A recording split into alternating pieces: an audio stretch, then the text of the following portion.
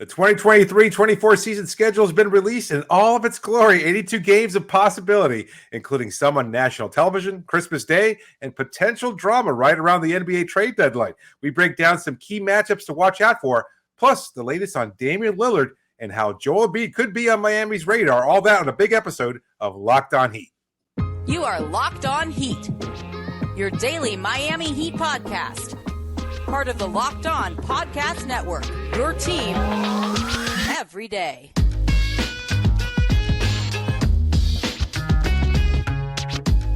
All right, welcome to Locked On Heat, your daily podcast on the Miami Heat. I'm Wes Goldberg. Joining me as always is David Ramil. However, tuning in on YouTube, Odyssey, your favorite podcast app. Thanks so much for making Locked On Heat your first listen every day. The NBA released the full 82-game schedule. We'll rank our top 5 games that we're most excited for in the next segment, and then finish today's show with the Damian Lillard update and asking if Joel Embiid should be somebody the Heat could target in a trade. But let's start with some of the takeaways from the schedule. The Heat are going to start their season at home against Detroit, and then after that, they play 12 of their next 16 games on the road. Just a tough way to start the season, David. It could be. I think Miami's in the past has been the kind of team that builds off these. I feel like I'm echoing something we've heard Eric Spoelstra say a billion times, but these are the kind of experiences that forge teams, that builds a brotherhood and a community in that locker room. And I believe it. I really do. Like, going on the road is a test for a lot of NBA teams, and you're either forged by the fire or you melt and wither under the pressure. So I think Miami, especially when they were going to be incorporating an all-new all-star point guard at that point in time, I think it's going to be a great experience to bond on the road, to find out what kind of music everybody likes, the hot spots that each player likes visiting to. It's a really good opportunity to build chemistry and camaraderie and to be tested earlier on. And then it kind of benefits you at the end of the season, because then after that point, you got the road games out of the way. We get these stretches of homestands later on in the second half of the season when Miami's looking to make a push to get that number 1 seed in the Eastern Conference, etc. I'm looking at it as nothing but positives. How about you? Yeah, I mean, honestly, man, I don't really care. I really don't care. Like, look, last year the Heat started, it was like 18 of their first 25 or something were on the road to start the season. Right. So this is just what happens. Work out for them that way, yeah. Yeah, but to your point, like 9 of Miami's last 13 games are at home, including 3 in a row to end the regular season. So yeah, it balances out. You get 41 of these things at home, you get 41 of them on the road. And so I think we put a lot of sort of emphasis in the schedule release. To me, like, I'm more interested in the segment we're about to have. Like, I like to look forward on the calendar, start circling dates, being like, all right, what games am I most excited for, which we're going to get to. But the other part of the schedule that is interesting to me, the back-to-backs, right? And that's for every team. The Heat have 13 back-to-backs this year. That's down from 14 last year. And that's kind of the trend NBA-wide, right? They're working slowly but surely to get fewer and fewer back-to-backs on the schedule. And then the national TV games. Miami's got 16 national TV games. And when I say national TV, I mean ESPN, ABC, and TNT. I don't include NBA TV. I think they have like 7, 8, or 9 NBA TV games. But 16 real national TV games, 9 of which happen after the trade deadline, right? Like, a bunch of these are right after the All-Star break, when the Heat could, like obviously, if this Damian Lillard situation goes all the way to the deadline, like, the NBA has prepared itself for the situation where, okay, not only do we have that game Miami in Portland, February 27th on TNT, which we already talked about, not only do we already have that on the schedule, which, by the way, is Portland's only national TV game on their entire schedule. We also have like a bunch of just the Heat on national TV against the Dallas Mavericks, against the New Orleans Pelicans, against Portland, Denver, Dallas. Yeah, I mean, you just got a bunch of these right away after the All-Star break, where Damian Lillard, if he is traded to Miami, that would be the latest point that he could get traded to Miami. And of course, you've got a few national TV games before the trade deadline. So I don't know. What do you think about the national TV games? 16 of them. What do you think that means? I think it means that this team is very good and always fun to watch, even during the slough of the regular season. I think they're being recognized for their finals appearance. And I think there are also the expectations that they're going to be incorporating an all-star point guard onto the roster. And given that, this is certainly a definite team worth watching during the regular season with chances of title contention. I just think that's look, last year, I know a lot of Heat fans were pissed off. They didn't get a Christmas Day game. Well, why aren't they national television? Nobody's watching what they do. No fan, including us two as reporters of this team, enjoyed that 82 game season. Like, that was as difficult as going to be. I was as optimistic as anybody on that end of the spectrum, saying, you know what, this team can still contend. This team was still chances. We've seen what Jimmy can do, blah, blah, blah. It proved correctly, but there was no way of knowing that during 82 games because they just did not seem to show any kind of concern or care whatsoever. Yeah. Now, that's not an argument anymore. Like, now they're on national television a whole hell of a lot, and now they're being recognized for it. So that argument is put to bed. As far as how Miami responds, I think, again, it's going to be a team with something to prove. This is going to be more like the season before last, where they were the number one seed in the Eastern Conference, and I think a lot of that is going to be due to incorporating Dame, having players with a renewed sense of urgency, a change in the locker room. We talked about this when Kevin Love, who wasn't exactly the most impactful player, he had nothing but a positive impact in that locker room, a sense of urgency, a renewed energy in that locker room. And I think that's what we're going to see this year. I wouldn't be surprised, and I know I'm getting ahead. I wouldn't be surprised if Miami pushes for 60 wins this year. You're factoring Damian Lillard in like automatically. Hell yeah. For the start of the season. Do you think that the road heavy start to the season increases the Heat's urgency to get a Damian Lillard done before the regular season starts? Because obviously Portland is threatened we could take this thing into the regular season. The fact that 12 of their first 17 games are on the road, right? After that home opener against Detroit on October 25th, a Wednesday night, 12 of their next 16 are on the road. Do you think that increases the urgency for Miami to get something done? That's a really difficult question to answer. And I'd have to say no. I don't think so. I think they're going to stick to their timetable. I think they're going to do what they can. They're going to wait it out. And again, you don't bet against yourself. Miami is just too good a team when it comes to making these kinds of deals. I think I would almost say I would think that they would rather not have the deal go through than overpay for Dame Lillard. And I don't know what an overpay for a player as good as Dame Lillard might look like. Miami doesn't have enough to quote unquote overpay. Certainly that's the argument a lot of Blazers fans have. But I think they wouldn't want to put themselves in a situation where they blow up their future, even if it means acquiring Damian Lillard. Pat Riley has said publicly a few times, and I think at the beginning of last season too, even like you kind of view your team after the first 20 games, and then that's sort of a gut check point after those first 20 games of the season. That's really what we're talking about here. That first 17 games, close enough to 20 games. Like the Heat are going to know a lot about themselves, I think, after that first stretch. A couple other just notes here. The Heat's longest road trip is 6 games, February 13th to February 29th, at Milwaukee, at Philly, at New Orleans, at Sacramento, at Portland, at Denver. So this is no Golden State there. Okay. Basically, the good thing for them is that the All-Star break is in the middle of it. So it's February 13th, February 14th, a back-to-back Milwaukee and then in Philadelphia, and then they come back out of the All-Star break with 4 more games on the road. So it's not really, it's more of like a 2-game trip and then a 4-game trip. So other than that, no really long trips. I think there's a few 4-gamers. No really long homestands either. The longest stretch of games the Heat are at home is 4 games in a row. So they don't get a 5-gamer. They don't get a 6-gamer in this one. But they do get 4 4-game homestands. And they get one basically every month to end the season, other than April, which is like, half of a month. From our perspective, that's awesome. That's, we're regular practices. We're going to be there all the time watching. We don't have to travel or go anywhere. It's going to be a lot easier for us to cover those games. And of course, no late night starts either. And as far as that road trip that you mentioned is concerned, I'm really glad they broke up the Utah-Denver tandem because that has always screwed Miami in the past. Like playing at those high altitudes, that's like basically penciling 0 for 2 against Utah, regardless of the quality of the team. Like going at Utah and going into Denver, it's like, Miami has no chance in the middle of the season. Yeah, that's the other road trip that you're referencing. December 28th to January 5th. This is really Miami's longest road trip of the season. It's 5 games. Golden State, Utah, both games in LA, Clippers, Lakers, and then at Phoenix on January 5th. So that's rough. That's a rough one. That's going to be a rough one. Again, on the road, I think they had like a long road trip to bridge the new year this past season too. Didn't they play in Utah on December 30th this past year? Oh no, I think it was New Year's Eve actually. It was December 31st. Now they're in Utah on December 30th. So whatever. That sounds familiar.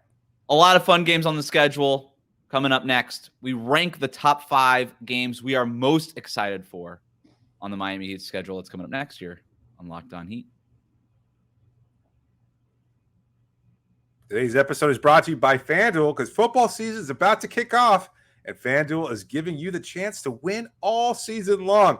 Because right now, when you bet on a Super Bowl winner, you can get bonus bets every time they win in the regular season. What an opportunity. Just pick any team to win the Super Bowl. I know, Wes, you're going with the Dolphins. You'll get bonus bets every victory, all 9 of them. You can use your bonus bets on spreads, player props, over-unders, and so much more. Go visit FanDuel.com/lockedon and start earning bonus bets with America's #1 sportsbooks.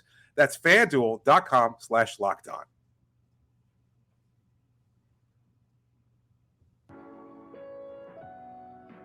Thanks for making Locked On Heat your first listen every day. Make sure that you're subscribed on YouTube and on your favorite podcast app. Let's get to our top 5 must-watch games of the Miami Heat season. Are you ready for number 1, David? Absolutely. I don't know. This is in order of the 5th most to the 1st most, the one that you have to watch. You went all out on this. You're ranking them, huh? You've got the game that you're looking forward to the most. Okay, so the 5th game, the game that you're 5th most looking forward to watching. That October 27th at Boston. Complete with sound effects. Second, Kristaps Porzingis injured already. Well, they said he could be right. They think Porzingis is going to be ready for the start of the season. We'll see what happens. But 7'4" with plantar fascia issues. No thanks. I hope he's ready because I kind of want to see it. You know what I mean? Like that's what makes this. I hope exciting. no player gets injured ever, but it's just always unfortunate. There's a few. I had a handful of players in my life that I wish got hurt. Not gonna lie, not anymore. But like younger Wes and longtime Wes heads know who I'm talking about too. But Rajon Rondo, does it rhyme with Rajon Rondo? Not only does it rhyme with Rajon Rondo, but no, at Boston, ESPN game, Miami's 2nd game of the season. So again, they start the year, opening night, Kaseya Center, Detroit, October 25th, Wednesday night. Ooh. 2 nights later, October 27th in Boston, Eastern Conference Finals rematch. Not just the Eastern Conference Finals of last year, David, but a rematch of the Eastern Conference Finals before that, and a rematch of the Eastern Conference Finals 4 years ago. 3 of the last 4 Eastern Conference Finals. The Heat and the Celtics, breaking news, do not like each other. The Celtics fans absolutely hate the Heat. This will be the first time Boston gets to see Miami at TD Garden since the Heat eliminated them in Game 7 in TD Garden. I can't wait for that ESPN montage before the game of like sad Bill Simmons and sad Celtics fans holding their head. Jimmy Butler with the timeout thing.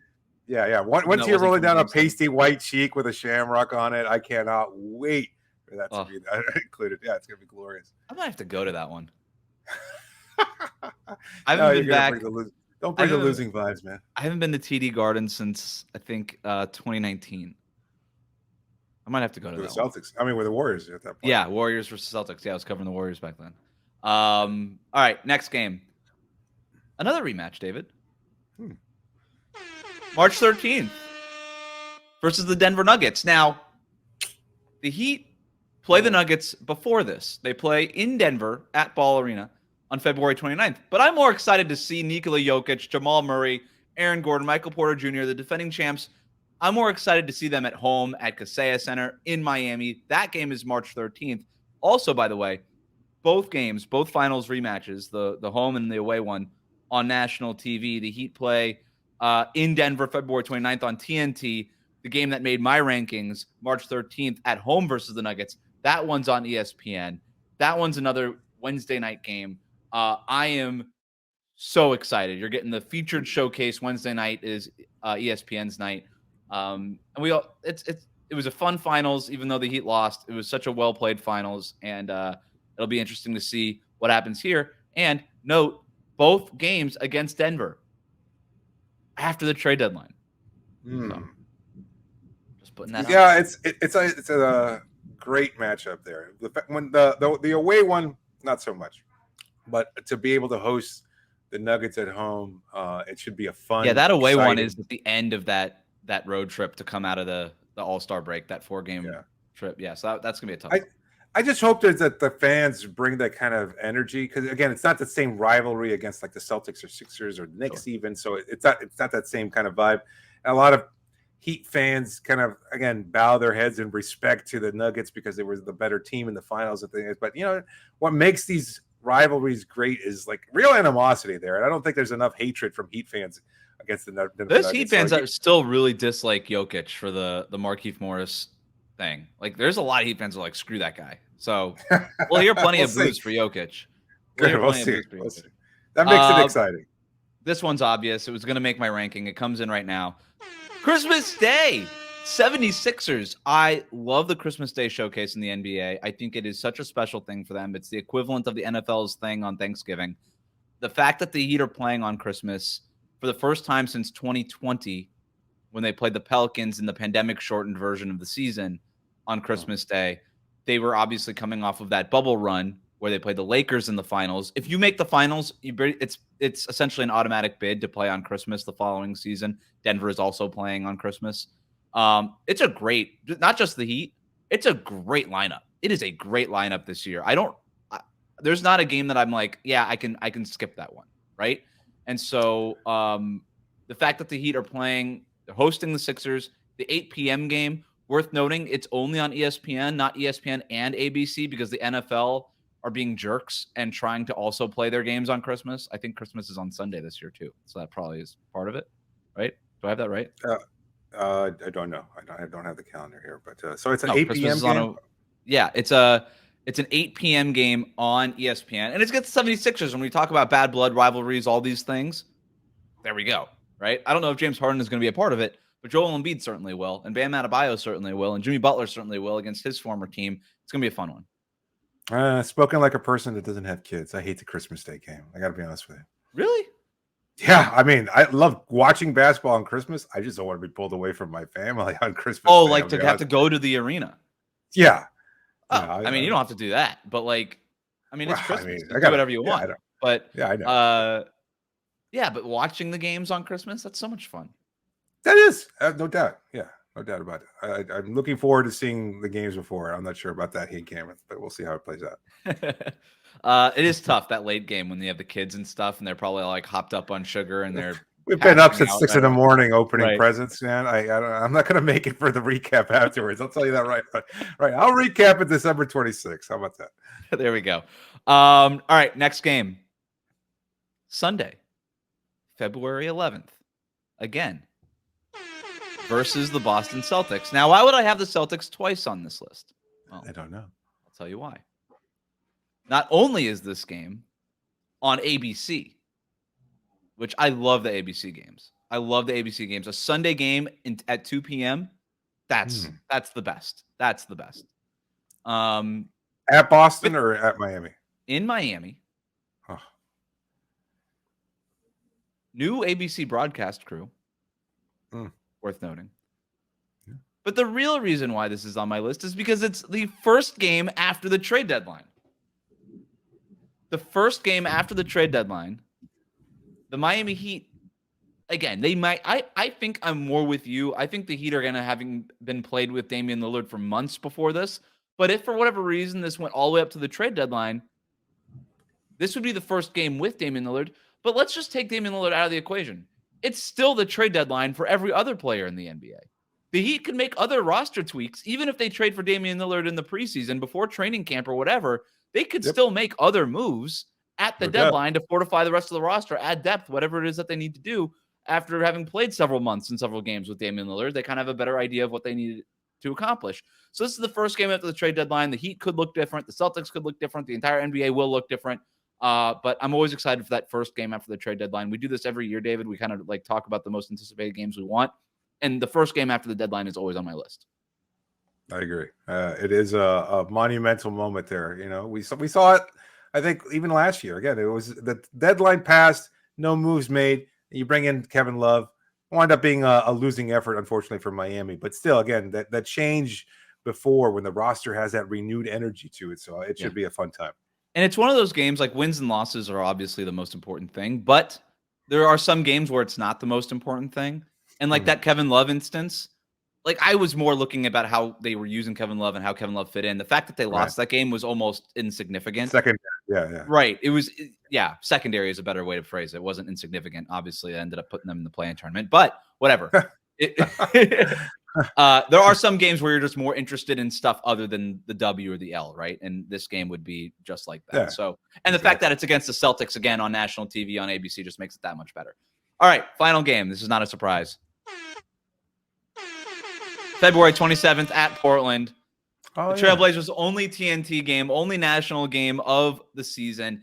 This, no matter what, if and when Damian Lillard is traded, would be Dame's first time back in Portland. That is huge. 11 years in Portland. All of this having had to happen. Hopefully a trade gets done and we're actually able to do this and that this doesn't have to get flexed out. Because if no trade gets done, I think it would get flexed out. But you and I both agree we anticipate that a trade is going to happen. And so this is the one. This is the number one game. This is the one you got to circle. Make sure you have no plans on the night of February 27th. What, that's a late game too. 10:30. Is that what it starts? It would be a 10 at the Moda Center. Yeah, I imagine it's a late game. Yeah. Those are the games. Those are the games that typically loses half the Miami Heat audience, including ours, because it's just who's going to stay up on a random weekday to watch a game in Portland, especially if it's against a bad team, which the Blazers have been of late. So it would not necessarily be like you've mentioned it before. You've seen a lot of Blazers games. You've seen a lot of Lillard. Most fans, especially Heat fans, will not have stayed up that late to watch these kinds of games. This is renewed reason. We might be live for that game. We might even have a watch party at 10 o'clock just for that game because it's that kind of fun. You know what? In fact, I want to put that possibility out there as we're talking about the schedule. Let us know. You guys want watch parties? You want to watch games with us live or whatever? Let us know in the comments which games you think are best, most important, or would bring the best energy so that we can start scheduling those now. Yeah, and if you own a venue, even better. Well, let us know. No, I'm serious. If you want to host it. Yeah, if you want to host it. I mean, not at your house or something, but like No, we'll go to people's houses, random people's houses, and we'll just set up there. If you got Wi-Fi, we'll be there. Don't worry about it. Well, like Christmas Carol in front of your porch, just doing a live podcast. I said that they could flex this out. David, they can't. I just checked. This is the only late game that night. So TNT has Philly versus Boston is the first game. Well, they can reschedule another game though, right? I mean, that's how it always works out. Reschedule? Like just change their schedule? Change the time? Yeah, we see the time change. Like if it's a game to 10 p.m., I would be very surprised. I would be very surprised. There's nobody in the West Coast. No, all the games are East Coast. Like the closest thing is Minnesota. Interesting. Oklahoma City. Like nothing in the Pacific time zone. Like the NBA is fully committed to. They're going to air this game. One way or the other, it's going to be a fun one to watch, I guess. All right, let's move on away from the schedule. Is there a star besides Damian Lillard that the Heat should be targeting? We're going to talk about that next here on Locked On Heat.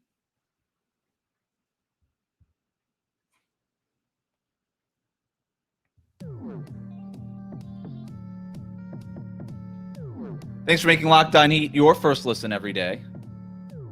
Make sure you're subscribed on YouTube and on your favorite podcast app. Well, David, it's that Dame time again. Lift off and the clock has started. Dame requesting a trade out of Portland. The Miami Herald's Barry Jackson tweeting on Thursday, quote, as of early this week, Portland was still showing no interest in doing a deal with the Heat. End quote. That's our Damian Lillard update. Anything on that before we move on to Joel Embiid? It's interesting though, because when you phrase it like that, and maybe that's just Barry's careful wording, because he's been very proactive and pro-Heat in a lot of his tweets regarding a Dame Lillard trade, but it makes it seem very personal, right? And it kind of has taken on some of that. I know Blazers fans will counter this and say, "Oh, Miami's trash ass offer, etc." Blah blah blah. We're not going to dissect that any further, but it does seem at this point like whether or not they've just dug their heels and just refused to do a deal with Miami for whatever reason. And I know, again, the counter would be, well, Miami hasn't offered enough. Well, I think we don't know what they've offered. We don't know what they've offered enough. We don't know where they stand. It just seems like Portland is taking this somewhat personally because Dame has requested specifically to come to Miami and wants to end his relationship with the Blazers. Also, we don't know if like every time the Heat email them, they get pinged with an out of office reply. Yeah. We Yeah, still Joe don't know Cronin if will respond to yeah. emails at the start of the season. Sorry, Right. So it's who knows? It's been reported elsewhere, and actually at the Miami Herald is Anthony Chang, who covers the Heat for them, has reported that he expects talks will resume at some point. We just don't know when that point will Yep. be. Everybody's on vacation too. Yeah, that's there was the nature. exactly that was my point. But should mention next week we will be joined by the host of Locked On Blazers for a mock trade call. So even if Pat Riley and Joe Cronin can't get on the phone, we're getting on the phone with the host of Locked On Trail Blazers to try to negotiate this trade on our No own. way. We'll handle I this. refuse. We're I'm gonna going to handle this. lowball him at every opportunity. Well, you're going to represent. I think you're going to represent the Heat in this, and he's going to represent the Blazers, and I'm going to kind of be like the floating third team that has to get involved, or fourth team, or fifth team, however many it's going to take. Because we need somebody to represent those other teams. Anyway, let's get to the speculation that a James Harden trade could force Joel Embiid to ask for a trade himself. Embiid recently removed references from the 76ers from his social media accounts, which of course always gets people talking about a trade, because that's the first step. If you're going to ask for a trade, you got to remove the stuff from Twitter, right? Yeah. It's never happened where the guy removes the stuff from Twitter and then doesn't get traded and then just puts the stuff back on Twitter. Actually, wait, no, that happens all the time. Anyway, David, how much are you reading into this? Does it? I mean, I don't follow either the removal of the location or the addition or re-addition. This is the worst form of journalism. I hate it. I hate this form of journalism, and yet everybody wants to talk about it. It's the dumbest thing ever. It's just we're at the point now where like who you follow is worth monitoring in some cases. Like, does it mean anything? This all feels like a watered down, really crappy version of tracking planes back in 2014. To see what I don't know. As far as the removal of location, no, I don't make anything of that. But I wouldn't be in the least Joel surprised Embiid if Joel Embiid requests a trade.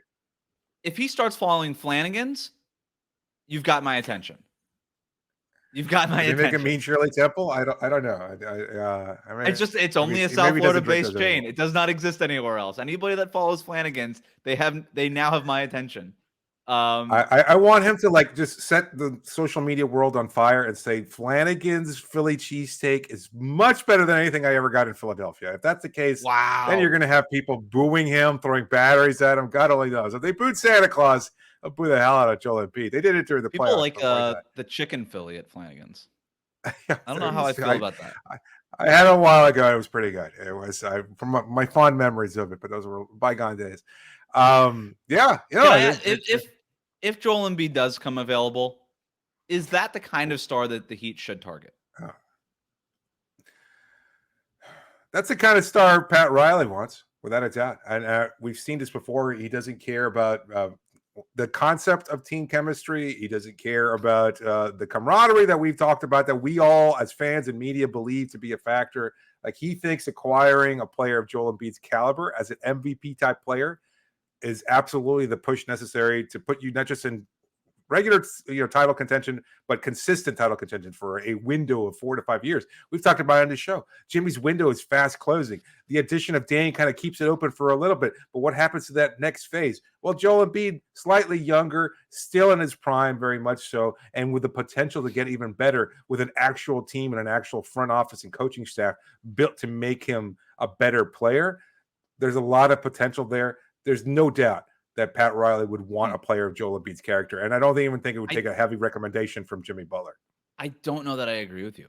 Wow. You say he doesn't care about the camaraderie or the chemistry. I would push back on that. I think he cares actually quite a bit about that, but he wants the right players. I don't think he Lamar Odom and Caron Butler would disagree with you. I mean, no, to your point. Yeah. I think he thinks really good players can make it work. Right, sure. Which is what he thought about with Shaq and D Wade, and what he obviously thought with the big three. And if it means giving up chemistry and sort of that viability for from lesser players to get the better player, yes, to your point, he will do that 10 times out of 10. I don't know that he views Joel Embiid as the guy. I actually would think, I would bet you that if you polled 30 NBA team runners and ask them, okay, on a scale of like 1 to 10 or whatever, rate Joel Embiid in terms of championship type player, Pat Riley might rank him the lowest out of all the GMs. I don't know if that would be like an 8 or a 9. I think he would love to have a player like Joel Embiid, but I don't think that like LeBron took the team to the finals, even though he didn't win a champion, and it was LeBron. Like Dwayne Wade was proven at that point in Pat Riley's mind. Shaq had won numerous championships already when he made that deal. Like he's never like the Embiid thing. I don't know how all in he would be on Joel Embiid because of some of the concerns with the attitude and just some of the stuff. No way. Jimmy, if that's the case, then that's that one phone call. Again, I don't even think it's necessary. Jimmy places one call and said, Coach Pat, you got to do this. You got to get Joel. You got to get Joel. And that's it. It's done. Like whatever it would take. Like, and that we'll debate on a later episode. But I think his eyes would light up at the possibility. Now, there's no way he gets traded to an Eastern Conference team. At least that's not my feeling. But I mean, I'd love to see a specific trade request from Embiid. We'll see if that is enough to kind of shake things up from Daryl Morey's office. But I don't know if he would specify Miami as a destination.